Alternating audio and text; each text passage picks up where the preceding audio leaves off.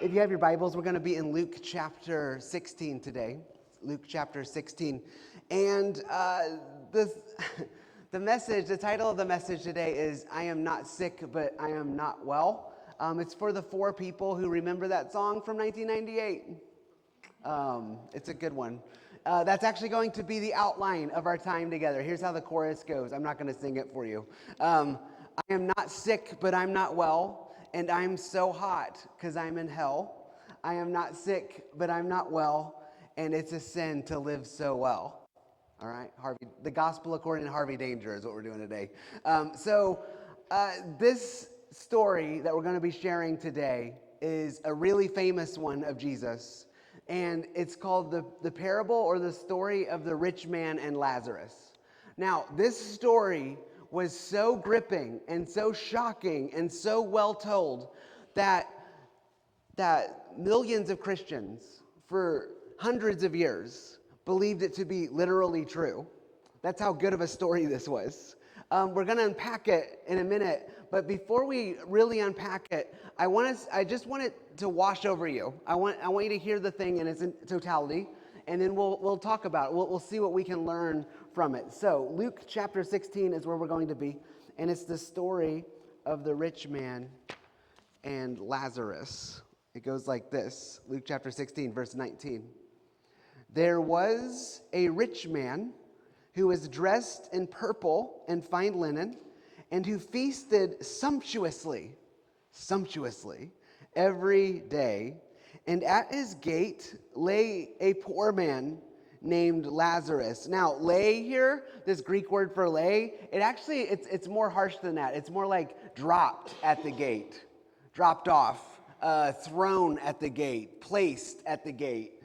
So he was probably unable to get there himself. It's not some guy who was walking and then he just gave up and said, this is a good place to stop. Someone dumped him there. Dumped at his gate a poor man named Lazarus, covered with sores, who longed to satisfy his hunger with what fell from the rich man's table. Even the dogs would come and lick his sores. The poor man died and was carried away by the angels to be with Abraham. Some translations say Abraham's side. Still other translations say Abraham's bosom. That's my favorite, by the way. Abraham's bosom, like he's right there in Abraham. Like here, you can sit with me. Is what Abraham's saying. The rich man also died and was buried in Hades. Okay, Greek hell, where he was being tormented. He lifted up his eyes and saw Abraham far away with Lazarus by his side. He called out, Father, Abraham, have mercy on me and send Lazarus to dip the tip of his finger in water and cool my tongue, for I am in agony in these flames. But Abraham said, Child, remember that during your lifetime you received your good things, and Lazarus in like manner evil things, but now he is comforted here, and you are in agony. Besides all this, between you and us a great chasm has been fixed, so that those who might want to pass from here to you cannot do so. Who would want to pass from here to you, by the way? That's a question, isn't it? Right? Anyone just volunteering to go to Greek hell? Anybody? No? Okay. And even if they wanted to, they can't do so. And no one can cross from there to us. He said, Then I beg you, Father, to send him to my father's house, for I have 5 brothers, that he may warn them, so that they will also not come to this place of torment. Abraham replied, They have Moses and the prophets.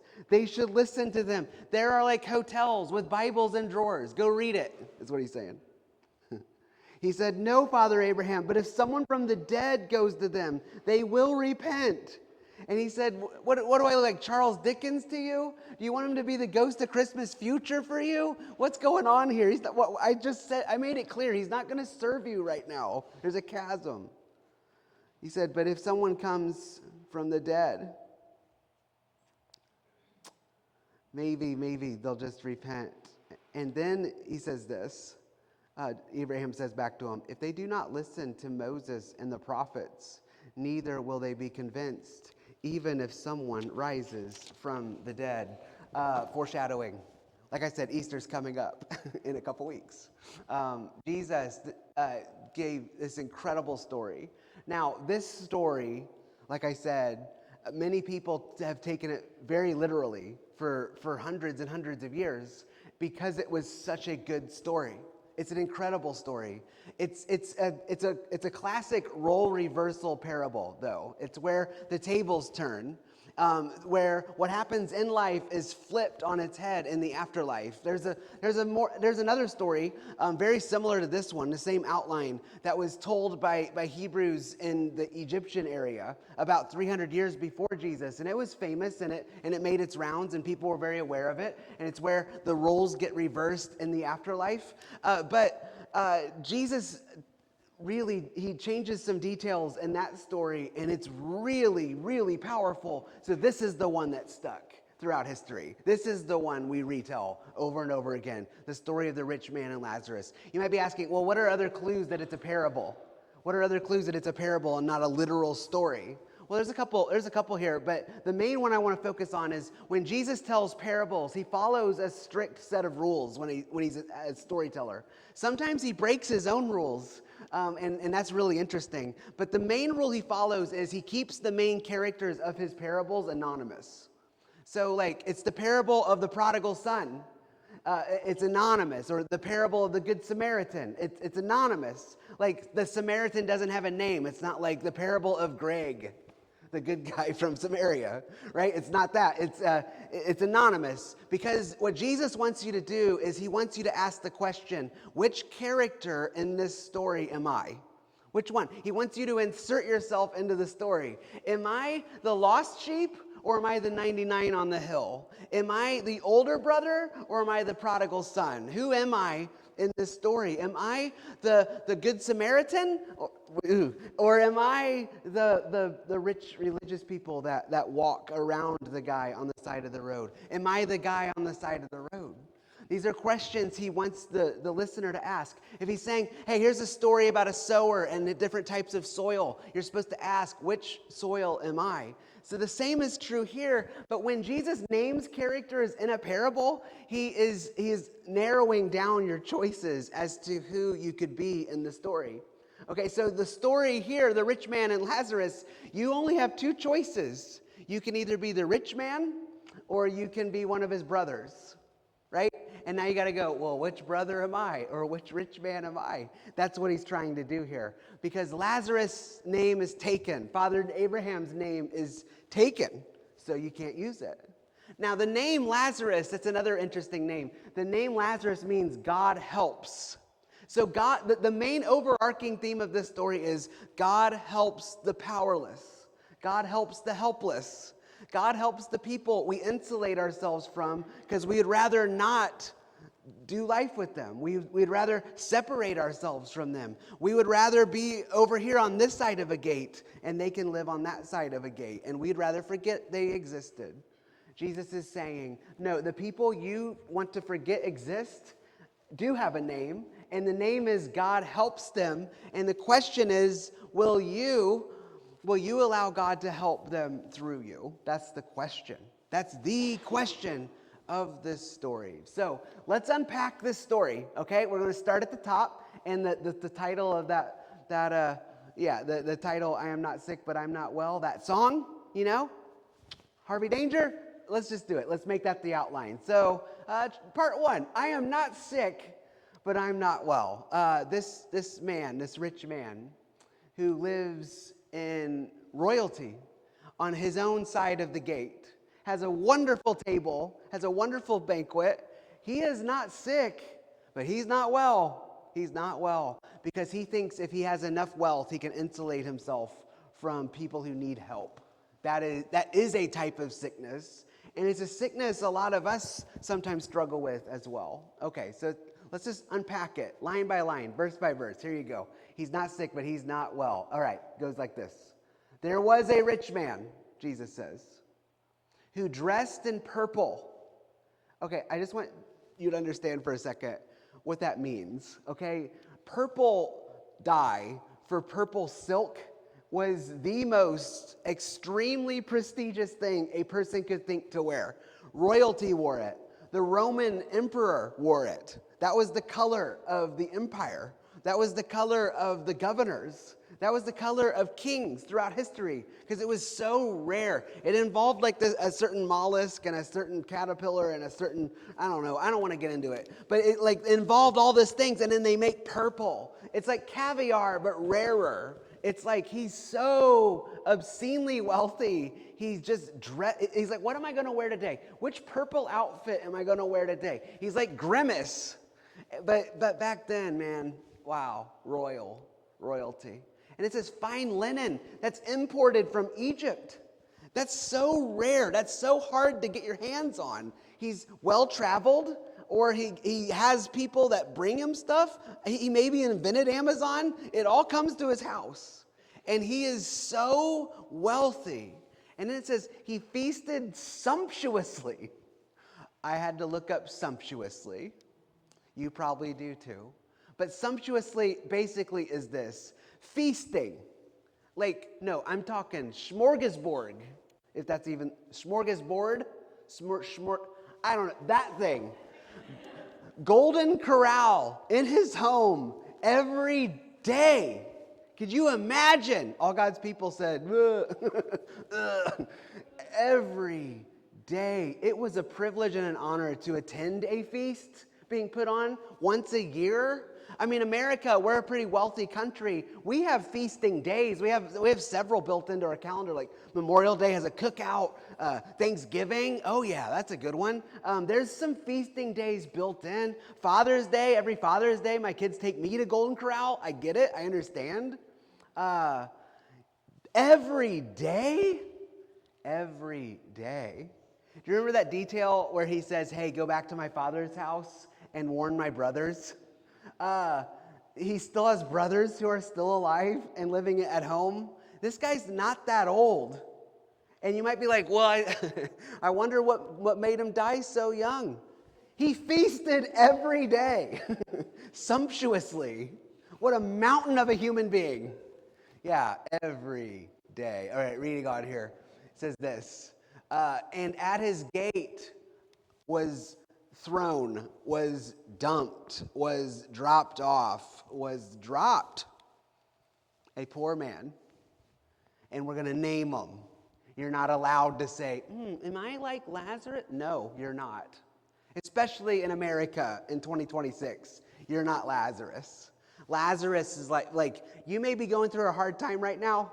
You may be going, there's way more month than paycheck. You may be struggling. And if you're struggling and you need assistance, please go to our website, check that out. We'd love to help you. But you're not Lazarus. Lazarus was dropped at a gate. Like a dog sometimes like dropped off, and I can't imagine that what that story leads to that scene. But it says, and he's covered with sores. Sores in that time in history. Any religious person walking by would be like, I can't touch him, I can't help him because he's covered in sores. God's cursed him. Not only is he poor, he's sick. Therefore, God hates him. Therefore, I'm not going to touch him, or God will hate me too. Now, all they needed to do was wait a couple thousand years till we discovered, diseases spread through contact. But back then, they're very superstitious and going, hey, I caught chicken pox when I was hanging out with that person with chicken pox. God hates them. God must now hate me. That's what they thought. So don't touch them. This Lazarus guy, though, is still awake enough he's longing to satisfy his hunger with what fell from the rich man's table, like a dog hoping for scraps to fall from the table, crumbs. I would give anything for a crumb from this guy's table. Then it says this, even the dogs, go 1 second, even the dogs would come and lick his sores. Now, my wife and I, when we first got married, we traveled. We did a lot of work in the third world. And we would go overseas and we would try to help people do humanitarian aid. and then we would also do that in the name of Jesus as well. But we would she went to Uganda, I went to like El Salvador with her, Nicaragua, different places we would go. And dogs in the third world are not pets. It's fascinating. In Vermont, like we put sweaters on dogs and we put them in strollers and wheel them around. No, not there. In third world, dogs are scavengers. They're really skinny and they're mean and you don't touch them. And the thing that they would do, they would all do the same thing. Whenever a dog would get a little too close, they would do this sound. They go, that's what they would do. And then the dogs like knew, hey, don't mess with that person. So they taught us to do that, like on the plane. They're like, hey, when you land, you might see a dog. Don't go, hey! Instead go, and they'll know what to do. Okay, so I did that. I got off the plane one time in El Salvador, and there's a dog, and I go, and he goes, and I go, ah! Maybe I'm doing it wrong. I don't know. But anyway, yeah, dogs were like buzzards. Okay, does that make sense? When the dogs are licking the sores, they're testing to see how much time Lazarus has left. And they're waiting for the day. He's longing to satisfy himself with what fell from the rich man's table. The dogs are longing to satisfy themselves by taking him home as a chew toy. That's what's going on here. Then they would lick his sores. The dogs are circling like buzzards. All right, next slide. The poor man died and was carried away by the angels. His spirit is carried away by the angels to Abraham. His body's carried away by the dogs. Back then, you were to be buried, even if you were poor, but they're not even burying him. That's a detail they would have picked up on. They're going, oh, wow, he didn't get a burial. So the best way Jesus can give him dignity in this story is the angels carried him away to be with Abraham. And it says this, the rich man also died and was buried. Hear me, it does not matter how rich you are. It doesn't matter how insulated you are. It doesn't matter how much you have in your 401k. We all have a death sentence. A day is coming. We all will die. There is a day coming. We will all take our last breath and our heart will stop beating. It's happening. It's going to happen. I've seen it happen a lot. It will happen to all of us. And it doesn't matter how wealthy you are. It doesn't matter how influential you are. This rich man also died. Everyone dies. This rich man also died, but he was buried. He was buried. Okay. Now the role is going to switch. So now we're moving on to the next chapter of our story of this outline. I'm so hot. We're calling it, I'm so hot because I'm in hell. That's what we're going to call the part 2 here. I'm so hot because I am in hell. So I'm not sick, but I'm not well, and I'm so hot now because I'm in hell. Now here he is. The rich man finds himself in a predicament. All right, let's read on here. It says this. In Hades, which this is hilarious to the people listening to this for the first time. How did this rich man, who's in their minds clearly blessed by God, in their minds, if you're wealthy and not sick, you are blessed by God. Lazarus is cursed by God, you're blessed by God. How did this rich, blessed man, a child of God, a child of Abraham, we're going to hear, how is he in Greek hell? That's the question. How did you get that Greek hell? There's 3 words Jesus uses that we translate to hell in English in the Bible. One is Sheol. That was the Jewish place of the dead. It was a place to sleep and rest. And then there is Hades, which is the Greek ideation of hell. We borrow a lot of our imagery from the Greeks in that, and so did the religious people in the first century. They borrowed it. The Greeks envisioned a hell or Hades with different levels based on how bad you were. So the worse you were in life, the more torment you would receive in the afterlife. Dante's Inferno, it's a very influential book on human history. He's envisioning different layers of hell, like a 7-layer dip. And there's different layers of that hell. And if the worse you were in life, the more punishment you receive in the afterlife. That's Hades. And he's describing this man going to Hades. The other one that Jesus uses that we translate to hell is Gehenna. And it's talking about a terrible place on the outskirts of Jerusalem on the other side of the wall where they would burn trash, but it also had a horrible history of idolatry and child sacrifice. And he uses that word a lot when he's talking about role reversal. Here's what you need to know about hell, though. Judgment is real. Jesus is the judge. Jesus will determine judgment. And we'll talk about that at the end of this message here today. But I think it's hilarious that he sends this supposedly blessed man who's clearly a follower of Abraham, that religion, Judaism. He's not going to rest in Sheol. He's not going to the banquet in the sky that people get resurrected to. He goes to Greek hell, were to be tormented in this story. He lifted up his eyes and he saw Abraham far away with Lazarus by his side. Lazarus is hanging out. Some translations say Abraham's bosom. It just means, remember, we've talked about how people used to eat at banquets. They would lay around a low table, like a pillow fight almost. They would hang out around on pillows. The guest of honor always sits right next to the host. Lazarus is the guest of honor at this big banquet in the sky with Abraham. And so it says this, he's by his side. Okay, so reading on here, it says this, he calls out, Father Abraham, have mercy on me. You're ruining the meal, guy. We're trying to have a nice sit-down dinner here, and I keep hearing you shouting from Hades, like, chill. I wonder if the rich man, while he was feasting sumptuously, if he ever heard, I don't know, someone named Lazarus crying out in agony, have mercy on me, on the other side of his gate. I wonder, just throwing that out there, just wondering if that's happening. He says this, have mercy on me. Send Lazarus to dip the tip of his finger in water and cool my tongue, for I'm in agony in these flames. I'm longing for just a drop of water to fall.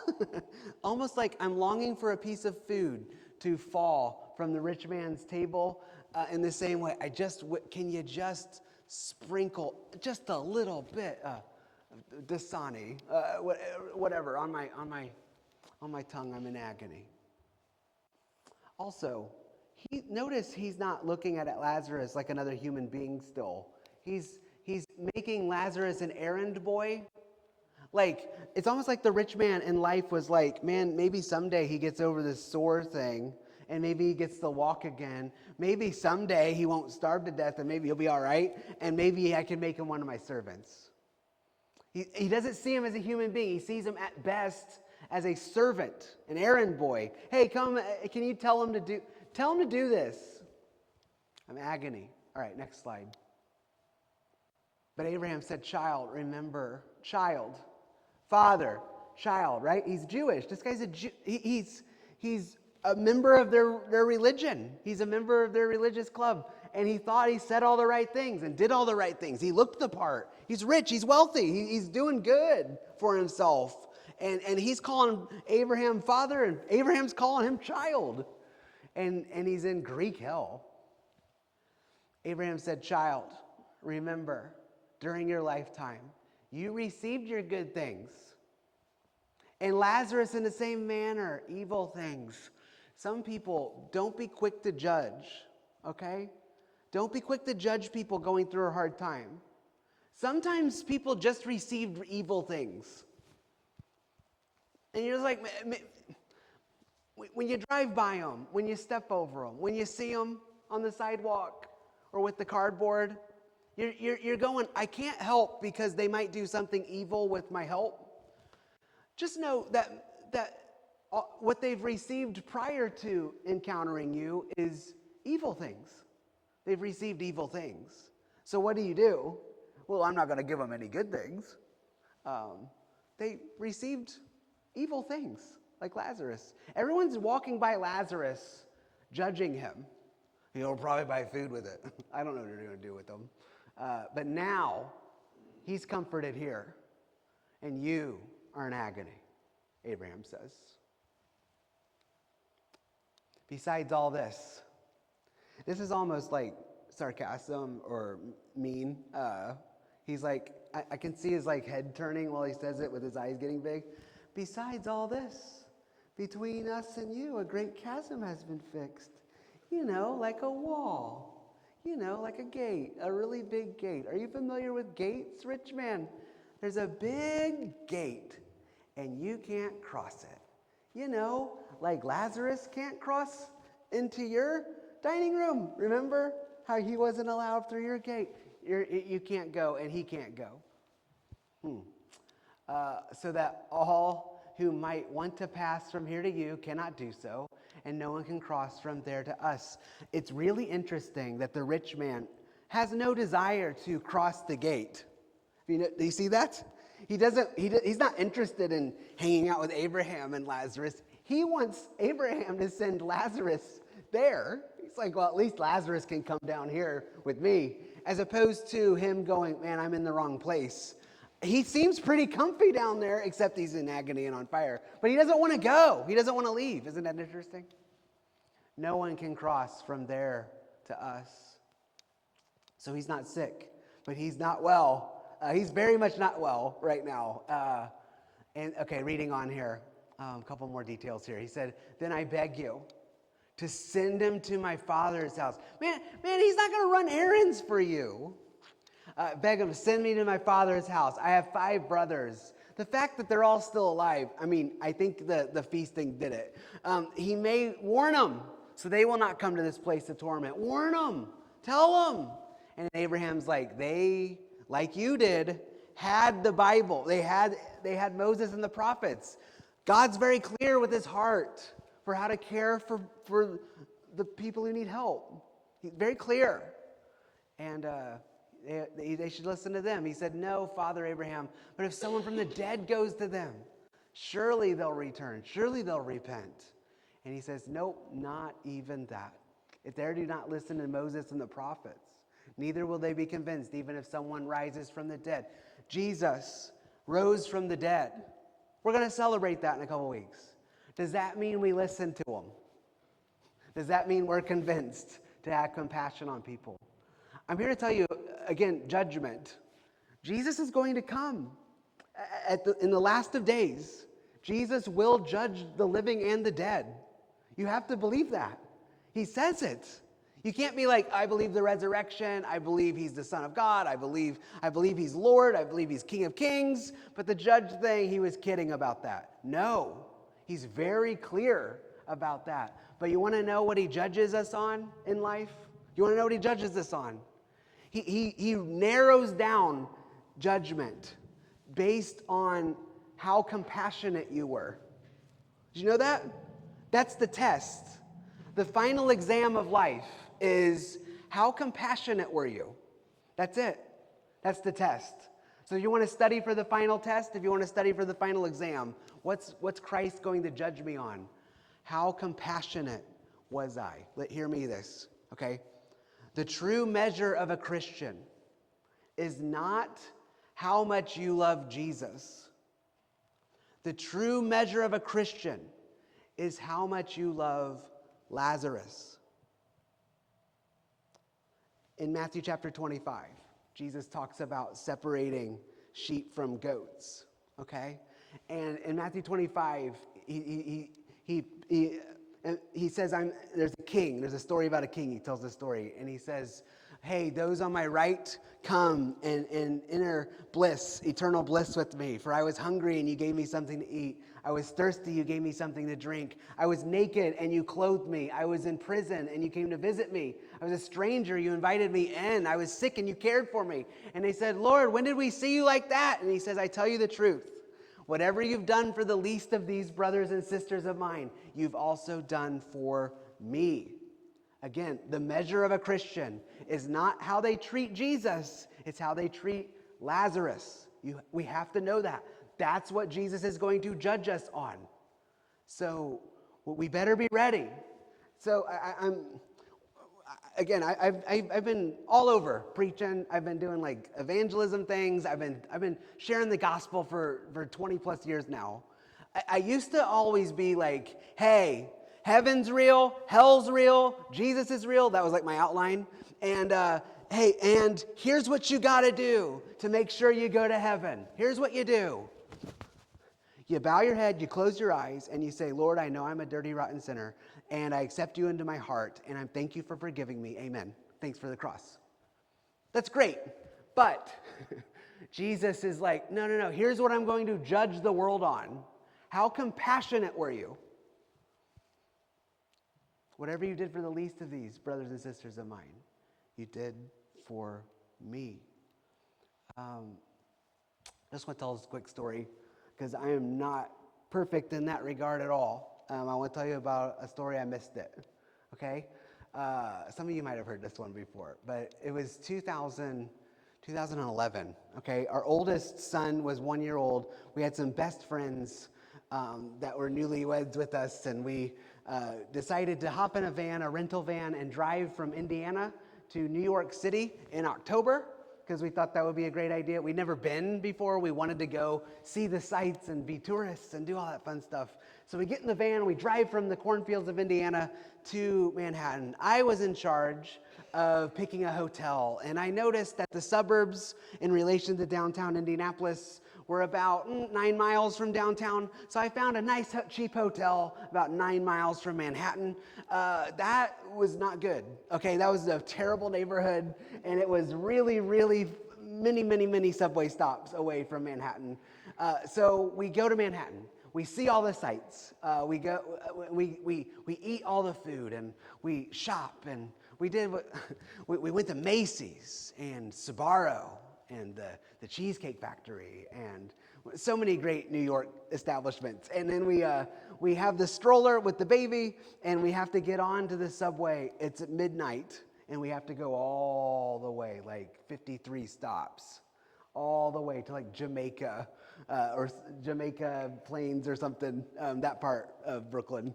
And so we're in the subway, and we have all these bags on the stroller, and all these shopping bags, all this food. We are so stuffed, and we're on the subway, and we finally sit down after a long day, and it says 53 stops. And that's when I saw him.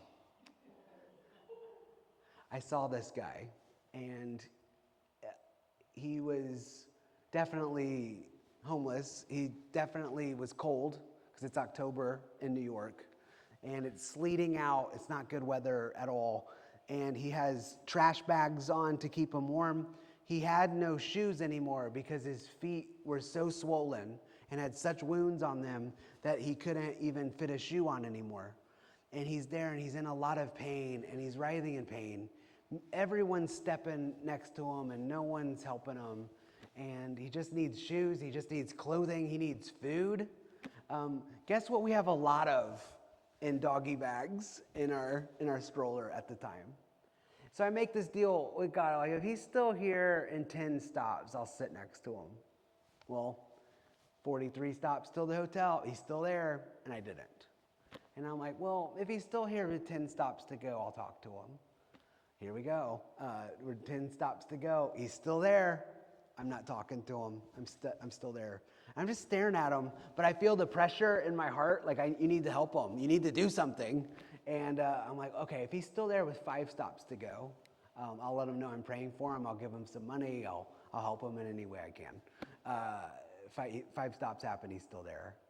Now we're down to 4 stops, 3 stops, 2 stops, 1 stop. And I get up. I heard a sneeze, I think, and I'm like, God bless you, God bless you. And then 1 stop.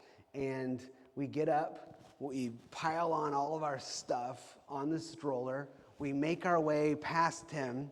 We try not to ramp his foot with our stroller as we get off the subway. And then I make one more deal with God. I say, if I see him again, after tonight, I promise, like, I will help him. You want to know something crazy? The next morning, I'm standing outside our hotel, and guess who is sitting? He's sleeping on the bench outside the hotel. That guy. And you want to know what I did next? I didn't do anything. I kept going. I stopped. I kept walking. I left him there. And I got back in the rental van, and we went to see some more sights for the day, and then we went back to Indiana. We do this all the time. Maybe not to that extreme, but there are people we pass by, and there are people we ignore, and there are people we have insulated ourselves from. And I'm here to just say, according to stories like this one, and according to very explicit teachings of Jesus Christ, that we are judged by God on how we treat the least, the last, and the lost among us. Like, do we have compassion as people? That's it. That's the test. That's the thing. He said, whatever you've done for the Lazaruses of this world, you've done them to me. So I don't know which character you are today. I don't know if you're the rich man who's insulated yourself. You're like, I'm stepping over a lot of people. That needs to stop now. I want God to bless people through me starting now. All right? Don't make promises you're unwilling to keep, because that one still haunts me. And it's been, 15 years? It still haunts me what I was doing in New York so long ago. Or are you one of this guy's brothers, where there's people that were just begging that you get it, that you listen to the resurrected Lord? It says, hey, the measure of a Christian is not what you do for me. The measure of a Christian is what you allow me to do through you. The measure of a Christian is what you do for the least of these. Because whatever you do for the Lazaruses, you do for King Jesus. So let's take that with us today.